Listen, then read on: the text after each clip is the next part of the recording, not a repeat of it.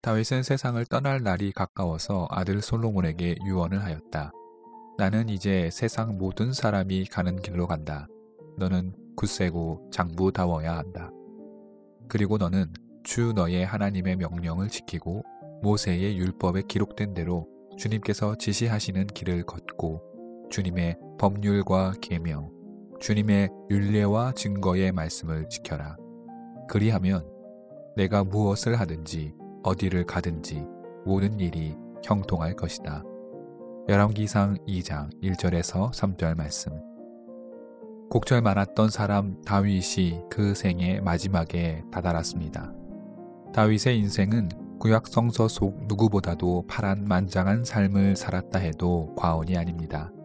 그는 젊은 시절 아름다운 용모를 지녔던 청년이었습니다.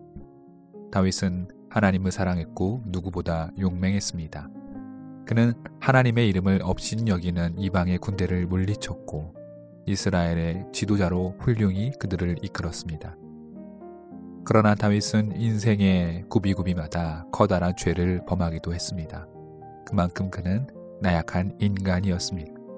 이 인간 다윗이 이제 그 수명이 다하여 하나님 곁으로 떠날 때가 된 것입니다.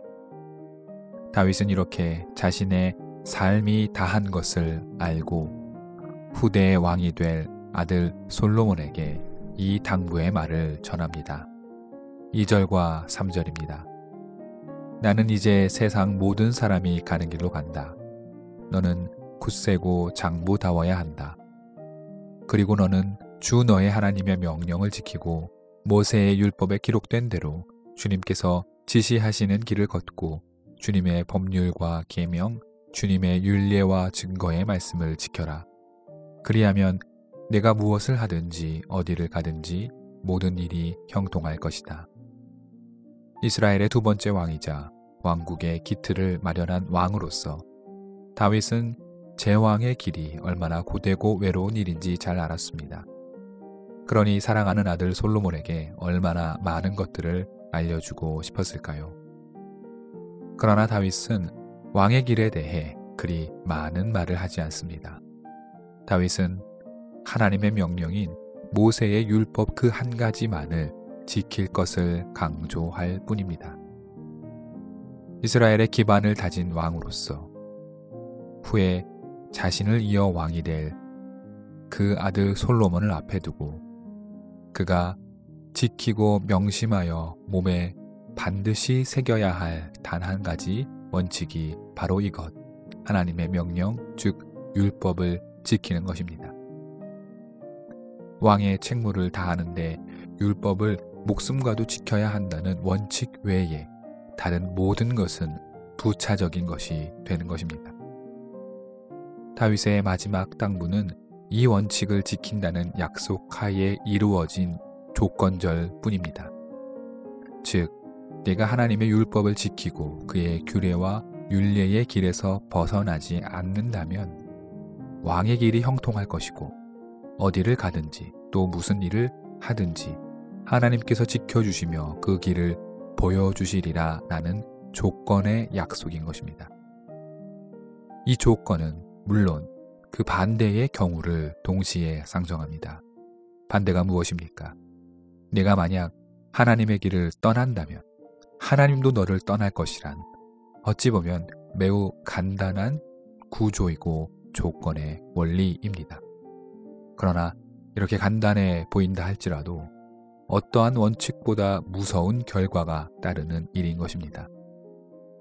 이 간단한 원리, 율법을 지키고 하나님을 따른다면 살 것이고 그렇지 않는다면 죽는다라는 이 원리는 구약 전체를 관통하는 중요한 신학적 주제이며 우리는 이를 일컬어 신명기 전통이라 말합니다. 성결을 유지하며 율법을 지킬 때에 하나님께서 함께 하신다는 말씀이지요. 솔로몬이 다윗의 다음 왕으로 이스라엘이 어떠한 외적 변화를 거친다 할지라도 이것 한 가지만을 반드시 지켜야 하는 것이 바로 신명기 전통임을 열왕기는 그 시작점부터 우리에게 알려주고 있는 것입니다. 이제 솔로몬은 왕의 길이 어디에 있어야 하는지를 알게 되었습니다. 그리고 열왕기는 다윗의 최후를 들려줍니다. 다윗은 죽어 그의 조상과 함께 다윗성에 안장되었다. 열왕기는 말합니다. 비로소 다윗의 시대가 끝나고 솔로몬의 시대가 시작된 것입니다. 새로운 시작은 언제나 새로운 희망으로 가득 찹니다. 모두에게 새로운 기회가 올 것 같고 낡은 것들은 벗어버리고 싶은 날입니다. 그런데 왕으로서의 솔로몬의 시작은 어째서인지 여러 사람의 죽음 이야기로 시작합니다. 왕이 되자마자 아도니아가 죽었고 아비아달은 추방되었으며 요압 역시 죽었습니다. 그리고 시므이도 그들을 따라 연달아 죽음을 맞이합니다. 이 죽음은 자연적인 죽음이거나 사고가 아니라 솔로몬의 명령에 입각한, 그러니까 처형, 바로 그 죽음이었습니다. 우리가 지난 1장에서 살펴보았듯이 다윗과 핫깃의 아들 아도니아는 스스로 왕이 되고자 하는 헛된 꿈을 꾸었습니다. 그는 스루야의 아들 요압과 힘을 합쳐 세를 키우려 했으나 사독제사장, 나단 예언자 그리고 밧세바가 이 사실을 미리 알고 아도니아의 계획을 무너뜨림으로 결과적으로 솔로몬을 왕으로 만들게 되었습니다. 아도니아는 솔로몬의 배려로 가까스로 목숨은 건졌으나 대담하게도 2장에 이르러 다윗의 마지막 아내였던 아비삭을 달라 밧세바에게 청하고 만 것입니다. 밧세바는 선선히 그렇게 하마 약속하고 이 사실을 솔로몬 왕에게 말합니다. 솔로몬은 비로소 아도니아를 처형할 확실한 구실을 얻게 되었고 아도니아는 역사 속으로 사라지고 맙니다. 아도니아의 죽음은 그의 편을 든 요압의 죽음을 또한 의미했습니다. 요압은 다윗을 충실히 따랐으나 곳곳에서 다윗의 심기를 건드렸던 자입니다. 무엇보다 그는 아도니아를 왕으로 인정한 우를 범했고 솔로몬이 왕으로 오르자마자 요압은 제거됩니다. 요압이 제거된 후에 솔로몬은 시므이마저 처형합니다. 솔로몬은 시므이에게 일종의 가택연금을 명령했습니다. 이는 시므이가 오래전 다윗이 압살롬을 피해 망명길에 올랐을 때 그를 저주한 일에 대한 일종의 징계였을 것입니다.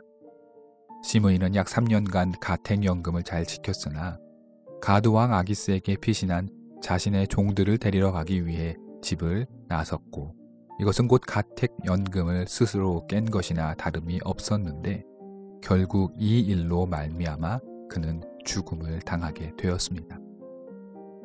이처럼 솔로몬은 왕으로 등극한 직후 아주 짧은 시간 동안에 왕권의 위해가 될 만한 자들이거나 아니면 왕의 권한에 무리를 줄 수 있는 사람들 모두를 제거했습니다. 열왕기 2장의 마지막 절에 이렇게 이야기합니다. 시므이를 처형하고 나서 비로소 솔로몬이 권력을 완전히 장악했다고 말입니다. 여기서 우리는 이제부터 펼쳐질 열왕들의 이야기가 또 그들의 일대기가 단지 은혜롭고 아름다운 이야기로만 끝나지 않은 것임을 직감하게 됩니다. 왕들의 이야기는 철저하게 현실적입니다. 때로는 매우 정치적입니다. 교훈적이거나 윤리적이라기보다는 너무나 현실적이어서 어쩌면 현대의 그리스도인들에게 무거운 마음을 전해줄 수도 있을 것 같습니다. 그러나 앞으로 펼쳐질 열왕들의 이야기를 관통하는 핵심은 여전히 한 가지입니다. 그것은 바로 신명기 정신, 즉 하나님을 따르면 살 것이고 떠나면 죽을 것이다 말입니다. 왕들의 치세와 정치적인 선택과 결단들이 매우 복잡하게 앞으로 일어날 것이지만 이 모든 것을 관통하는 이 신명기 법칙에서 어긋난 왕들은 모두 패망했고 그 법칙을 지킨 왕들은 후대에 기록되어 하나님의 위대한 왕으로 기억될 것입니다. 우리는 기억해야 합니다. 우리도 하나님의 길 위에서 서 있어야 하며 어떠한 경우에도 그 길 바깥으로 나가서는 안 됩니다. 이것이 살 길이기 때문입니다.